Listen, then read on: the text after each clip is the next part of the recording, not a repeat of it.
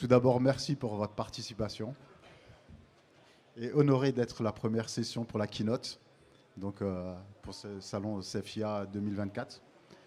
Donc je vais me présenter. Je m'appelle Nassim Mera. J'ai 25 ans d'expérience en automatisme et informatique industrielle. Donc c'est pour la petite histoire. Donc pour se rassurer que les années passent, mais que l'expérience est là. Je suis chez Tetra Pak depuis 2012 et depuis 2012, j'occupe un poste dans la partie automative chez Tetra Pak. Donc ça a commencé sur la partie projet et ensuite support à la vente sur la partie automatisme. Et depuis quelques années, je suis responsable de l'équipe de vente globale chez Tetra Pak, ce qui me permet d'avoir un retour d'expérience sur plusieurs projets et thématiques qui ont attrait à l'automatisme et comment démarrer sa transformation digitale, mais surtout quelle valeur. Et pourquoi Tetra Pak est l'acteur majeur dans cette transformation digitale dans le secteur agroalimentaire. Donc Tetra Pak est connu pour être le leader mondial de l'emballage agroalimentaire et aussi le leader mondial de l'équipement process. Donc étant OEM sur la partie agroalimentaire, on a aussi le même besoin que nos clients, c'est d'apporter une automation de qualité afin de permettre d'avoir les meilleures performances sur nos équipements, mais aussi de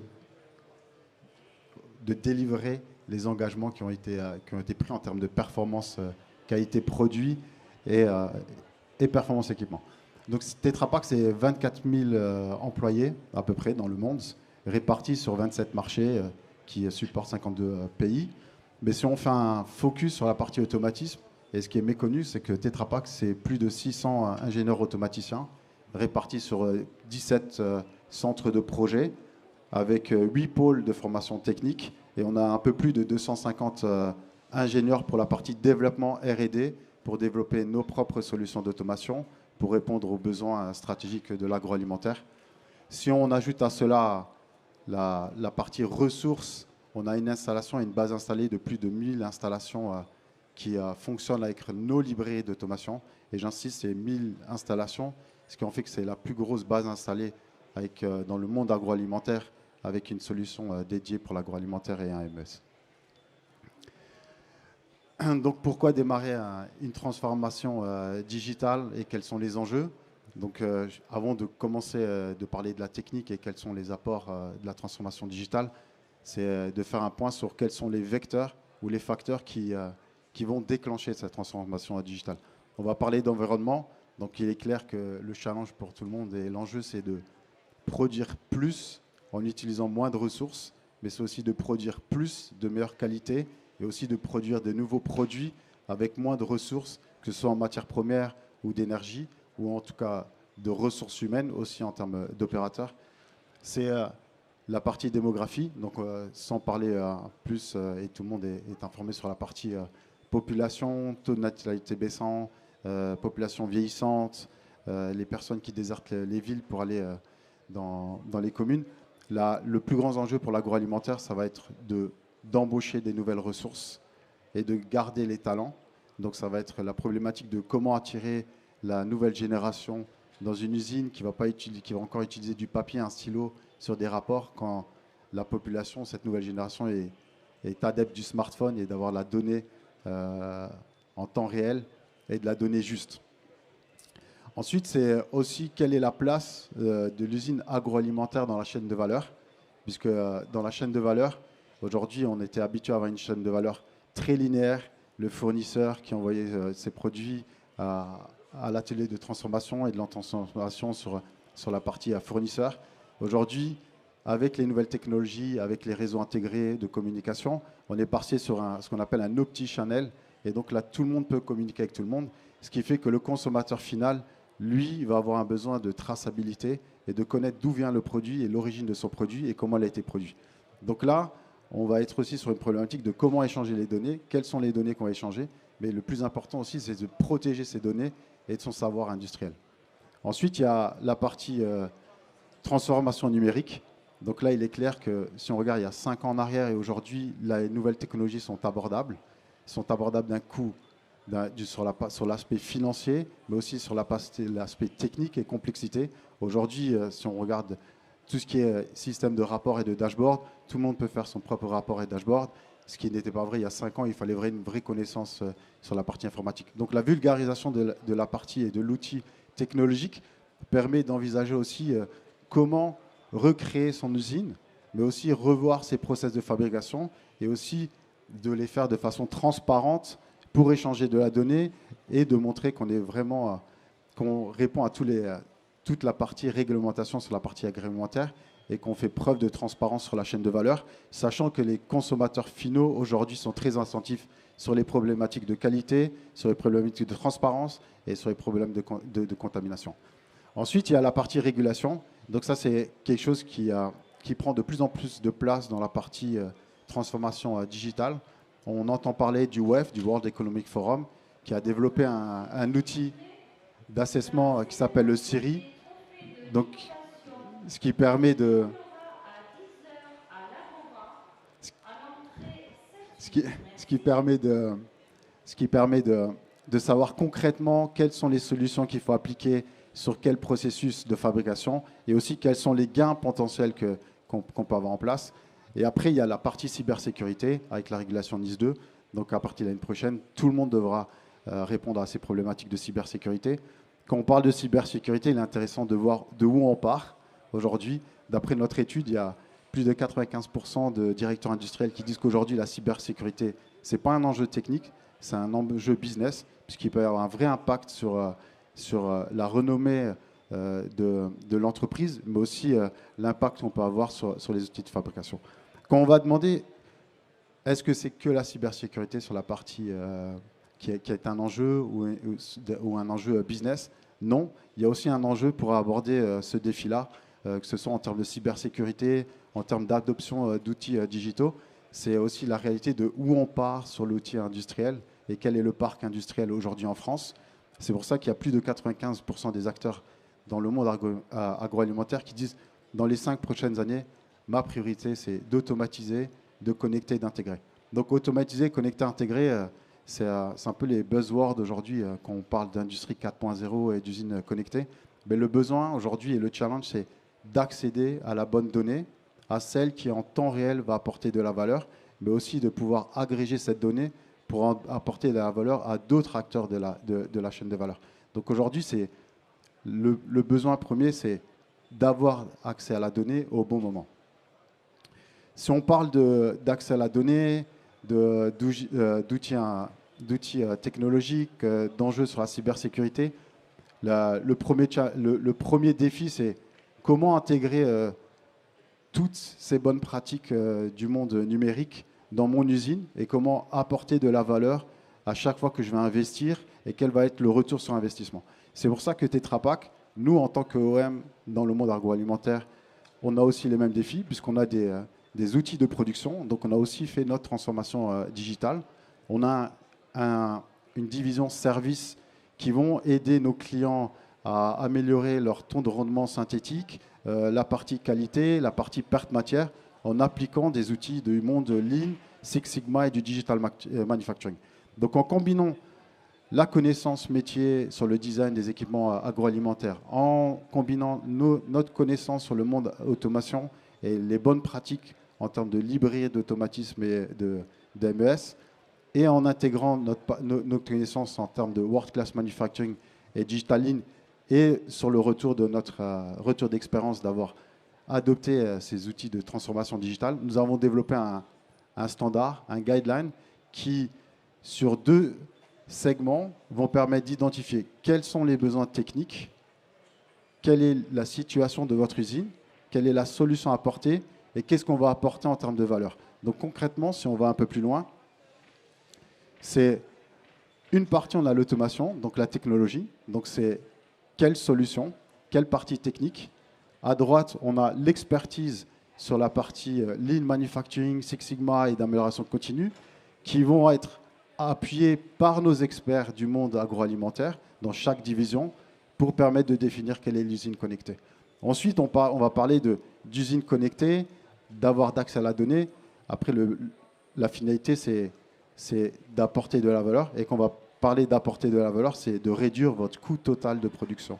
Donc concrètement, c'est de produire plus à un coût moindre. Une fois qu'on a défini quelle est la solution, on arrive sur le deuxième challenge, c'est comment l'appliquer dans l'usine et comment on va créer, on va définir, on va concrétiser sa vision d'une usine connectée. Donc là, on va partir sur 4 piliers qui sont très importants si on veut pérenniser son investissement. Sur la partie automation, en bas à droite, donc la partie automation, c'est déjà de répondre à est-ce qu'on va appliquer les bonnes pratiques du monde d'automation. Donc là, on a plusieurs normes dans le monde d'automation qui sont dans le ISA, dans le S88, S95. Et donc ces normes-là vont avoir un besoin et vont répondre à une attente. C'est celle d'intégrer les équipements, donc d'avoir une intégration transparente des données, donc qui permet d'intégrer des équipements qui viennent de plusieurs fournisseurs ou de façons différentes afin de communiquer entre eux. Donc là, on va retrouver des concepts qui sont communication de machine à machine ou de humain à machine. Une fois qu'on a une intégration transparente, c'est d'avoir une infrastructure connectée, donc qui permet l'utilisation d'outils digitaux et pour garantir la pérennité de votre investissement, c'est de partir sur une application modulaire qui va permettre d'accompagner votre maturité et de répondre à vos défis. En partant de ça, donc là c'est sur la partie on va dire très théorique de comment aborder votre transformation digitale. Je suis venu aussi avec des cas concrets puisque c'est très bien de partir sur la partie standardisation et quelles sont les bonnes pratiques et de parler de ce qui est à faire. Mais le plus intéressant c'est de dire de ce qu'on a fait. Donc quand on parle d'usine connectée, donc nous avons fait une usine, on vient juste de délivrer une dernière usine intelligente. Donc c'est vrai que ça correspond à une usine ce qu'on appelle Greenfield chez Tetra Pak. Donc c'est de partir sur un projet neuf. Et donc l'usine, elle devait répondre à un challenge. Un challenge, c'est 1 million de tonnes de lait cru transformées annuellement. C'est 10 milliards de ventes de produits finaux avec seulement 100 opérateurs. Sachant, d'après nos retours d'expérience, une usine de cette taille-là, c'est entre 1400 et 1600 opérateurs. Donc le challenge, c'est pour ça que c'était 1, 10 et 100. C'est vraiment d'avoir 100 opérateurs. Ensuite, on va aborder le sujet de seulement 100 opérateurs. Si on prend une photo de l'usine, c'est clair qu'on n'a pas beaucoup d'opérateurs au niveau de l'usine et de production. Mais ce n'est pas seulement la partie automatisme qui permet d'arriver à ce niveau-là. C'est aussi la connaissance métier et les équipements process, puisque les équipements process sont designés pour avoir la meilleure performance. Et l'outil d'automation et digital va aider pour avoir la meilleure performance des équipements et le meilleur process. Donc ça, c'est la salle de contrôle. Donc on parle de salle de contrôle, de piloter, contrôler des équipements, à contrôler et piloter sa chaîne de valeur. Donc là, on va mesurer tout ce qui va être indicateur de performance de coût de production. Donc on va savoir très précisément combien coûte pour produire cet emballage ou ce lot de matière finie. Donc en termes d'opération, là on peut voir qu'on a une vision globale de la chaîne de valeur qui permet de savoir aussi quel est son réseau de distribution et quel est son stock à réapprovisionner en termes de produits finaux. On peut toujours se poser la question de savoir est-ce qu'on peut le faire que sur des projets neufs? Non, c'est aussi possible à faire sur des usines existantes. Mais en termes de valeur sur le projet précédent, c'est une diminution du coût total de production de 19%. Et c'est un modèle qui peut être appliqué à une ou à des usines. Donc il y a un vrai retour sur investissement à investir sur la partie transformation digitale. Quand on va parler d'expérience ou de retour d'expérience sur d'usines existantes, ici c'est un cas où on a refait l'automation d'une usine où on n'avait pas de sauvegarde, pas de documentation. Donc c'est vraiment de partir à l'aveugle sur la reprogrammation de l'usine. Et je pense que les principaux indicateurs à avoir en tête, c'est le temps d'arrêt de l'usine qui est inférieur à 8 heures, et donc avec un démarrage en production, et une diminution des pertes matières de 2,5 à 0,8 en instantané. Ce n'est pas un projet qui se fait seul, c'est un projet qui se fait en partenariat avec le client, puisque avant d'arrêter l'usine, il faut former les équipes pour que les équipes adoptent la transformation et aussi identifier quelles sont les modifications à faire sur les équipements. Ce n'est pas que de la reprogrammation sur la partie automatisme, c'est aussi de repenser l'usine et aussi d'aborder ce qu'on appelle un plan de modernisation de son outil de fabrication. Ensuite, quand on va parler concrètement de quelle est la valeur de Tetra Pak en termes d'automation et qu'on va utiliser Tetra Plant Master par rapport à d'autres solutions d'automation, c'est une étude qu'on a fait sur plus de 100 usines dans deux domaines, sur la partie laiterie et sur la partie jus, et pour vraiment montrer des indicateurs de quelle est la performance en adoptant les solutions de Tetra Pak. Donc sur la partie lait, c'est plus de 20% sur le OEE, donc sur le TRS, mais là en prenant aussi la partie qualité. Donc oui, on produit plus, on a plus de disponibilité sur les équipements, mais on produit mieux puisqu'on a moins de pertes matières, que ce soit sur les matériaux d'emballage, mais aussi sur les produits, sur le produit final. Dans un atelier de lait ou de jus, on va être sur un taux minimum d'amélioration de plus 7% sur la partie OE. Donc oui, il y a un retour sur investissement et c'est un retour garanti. Donc là, on va parler sur la partie je refais mon usine ou je démarre sur un nouveau projet et je veux automatiser ou digitaliser mes process sur mon usine. Le fait d'attendre un projet ou un investissement sur vos usines en termes d'équipement n'est pas un facteur limitant pour démarrer votre transformation digitale. On peut aussi le faire sur des équipements à petite échelle. Donc on a vu le premier qui était une usine qui était complètement digitale, un outil de production. Et là, on passe sur la partie équipement. Donc à droite, sur la première photo, à droite, c'est un capteur. Qu'est-ce qu'on peut faire avec un capteur? Déjà, un capteur, si on choisit le bon capteur au bon endroit, on peut avoir la bonne mesure. Donc avoir la bonne mesure, ça permet d'avoir la bonne visualisation. Et sur la mesure en temps réel, on peut avoir une approche précoce sur l'état de son équipement, mais aussi avoir un impact direct. Ici, c'est sur l'exemple qui est présenté, c'est ce que nous, on apporte sur nos équipements process et lignes de conditionnement. On a des capteurs qui sont positionnés à des endroits cruciaux qui vont permettre d'avoir une approche précoce sur la détection d'éventuelles pannes ou de déviations sur la partie process. Et c'est plus 5% immédiatement sur la consommation des utilités. Donc commencer déjà sur les équipements, c'est déjà un bon démarrage sur cette partie-là. Ce qu'il faut retenir, je pense, sur la partie transformation digitale, sur la première étape, c'est d'identifier les gains. C'est quel est l'enjeu, quelle est la raison pour démarrer votre transformation digitale. L'adoption de solutions techniques est la solution pour résoudre vos problèmes, mais la raison première ne doit pas être juste l'adoption des solutions techniques. Sinon, ça va être la première raison de votre échec. La deuxième, c'est de préparer votre infrastructure. C'est une transformation. Donc, ce n'est pas quelque chose que vous pouvez faire du jour au lendemain. Donc, il faut avoir un plan de modernisation de votre usine et un plan de transformation. C'est d'engager vos équipes, parce qu'avant tout, ça reste une transformation humaine sur la partie process, sur la partie opération.